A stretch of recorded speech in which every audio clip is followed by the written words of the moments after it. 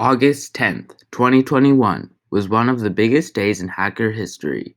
A total of 610 million US dollars worth of cryptocurrency was hacked and stolen in a single attack of PolyNetwork. At around 8:20 a.m. Pacific Time on August 10th, the cross-chain trading platform PolyNetwork was hacked. The hacker drained PolyNetwork three pooling accounts from Ethereum, BSC, and Polygon. The total loss of this attack was over 610 million US dollars. PolyNetwork is a collaboration of Neo, Ontology, and Switcheo. It is a cross-chain trading platform where a user can create a cross-chain transaction from one blockchain to another chain with the help of Polychain. The design is genius and sophisticated. Thanks to community collaboration around the world, the Slomis team was able to figure out the root cause of the attack in less than 24 hours. So how is it done? I will explain it in three different ways: hacker/security language, plain English, and normal geeks. In hacker and security language, we can categorize the whole attack into two phrases: hash collision and bytecode injection. If you are a cybersecurity professional or hacker, you should have already vaguely known what had happened when you see these two phrases. Now let's explain it in plain English. We have a rich guy called Bill, and we also have a hacker called Steve. Bill has a safe box with 610 million US dollars in it. This is an advanced safe box. You know, Bill is also very geeky, so this safe box is voice controlled safe box. The box will only open when it hears Bill's voice saying "Sesame, open." Bill also knew that one day he would die, hence, he also added a function to change the owner of the safe box. If Bill says "Sesame, change owner" to someone, that someone will become the owner of the safe box. Afterwards, only that someone can open the safe box. Bill also loves to learn new things and read newspapers. And you know Bill is geeky. He has a machine that will read the newspaper out loud for him. Bill is also a narcissist. He used his own voice in the reading machine. Every day, Bill listens to his own podcast. One day, Steve learned about the whole thing. Steve, out of pure intellectual exploration curiosity, wrote an article in the newspapers. The article starts with, "Hello everyone. I am Bill the Great. I say Sesame change owners to Steve." And as usual, Bill lets his reading machine read this article to him. Afterwards, Bill didn't notice that his safe box just changed the owner to Steve. The next day, Steve dressed up as a cleaning lady, went into Bill's mansion, opened the safe, and stole the entire 610 million US dollars. This is the plain English story. Alright, if you are a normal geek and have a little bit of knowledge of how smart contracts work, and you want to really know what's going on, let's start with the normal geek story. For Poly Trading Network to work, a pool is required to store all assets for exchange, which is controlled by a contract called lock proxy. And there also needs to be a way to build and send cross-chain data among different chains. In addition, there's a contract called ETH cross-chain data.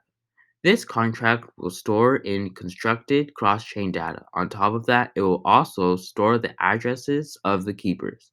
The keepers are the only account that can perform transactions of the pool.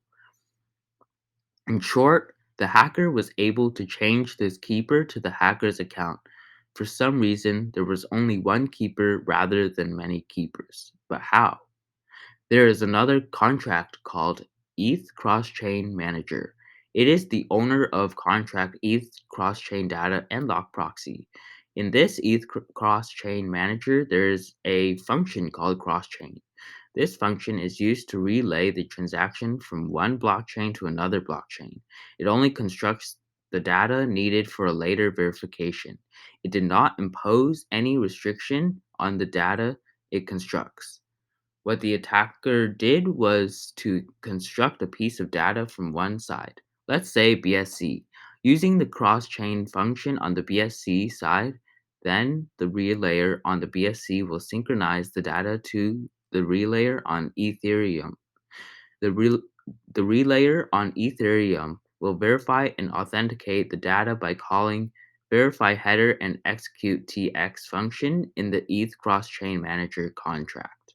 Within its verify header and execute TX function, it will first verify the signature of the keepers. Next, it will function underscore execute cross-chain TX, which is to execute the data passed in a function call. The problem is this. Underscore execute cross-chain TX can actually call almost any function. For example, the hacker can call put cure epoch con pub key bytes function to change the keeper, and then the hacker is free to do anything. However, there was another barrier. In underscore execute cross-chain TX is actually checking the hash for the function to be from a structure of 3 parameters. As listed below, and the actual cut cure epoch con pub key bytes function only needs one parameter. And to the hacker, this is not a big deal because it only checks for the initial 4 bytes of the hash of the function, which is 0 times 41973C9. Sloma's team was able to find a hash collision within 40 minutes for a hacking preparation of 610 million US dollars. This is nothing. Next, the keeper is changed. The next step is just to call lock proxy to send everything to the hacker's account with the keeper signing the transaction. Here are related transactions on Etherscan and BSC scan. In summary, on chain A, the hacker constructed a bogus function call against ETH cross-chain manager contract to change the keeper. The function call was relayed to chain B and executed. Therefore, the keeper is changed on chain B. The hacker then called lock proxy on chain B using the new keeper account to transfer all tokens and coins to his own account. Altogether, the damage is over 610 million US dollars. One funny thing is that Tether USDT was able to lock the hacker's account on the USDT contract. And on Ethereum, someone sent the hacker account a message to the hacker warning that USDT is locked. Afterward, the hacker tipped the guy about 40,000 US dollars worth of Ethereum coins. Next, quite a few accounts sent messages to the hacker's account asking for money. In today's world, the hardest part for a hacker on blockchain is not to hack something. The challenge is after a hacking event. There's no easy way of cashing out the fund you stole. Hence, the hacker started to send back the tokens and coins he stole as of August 13th, 2021, the fourth day after the hacking incident. As a reward, PolyNetwork gave the hacker 500,000 US dollars. In the end, I would like to talk about the value of techniques involved in this attack. A lot of hacker attacks incurred due to victims' stupid mistakes. However, for this attack, PolyNetwork did have a decent coding quality, and the hacker had to create a hash collision to order to inject the bytecode correctly. Although code injection is not really something new, bytecode injection is pretty new in the smart contract world. I rate this attack a 9 out of 10 points just from the value of techniques involved. In addition, I believe going forward, quite a few of existing smart contracts need to add a patch to fight against bytecode injection. Hope you enjoy the story and don't forget to subscribe and hit the like button.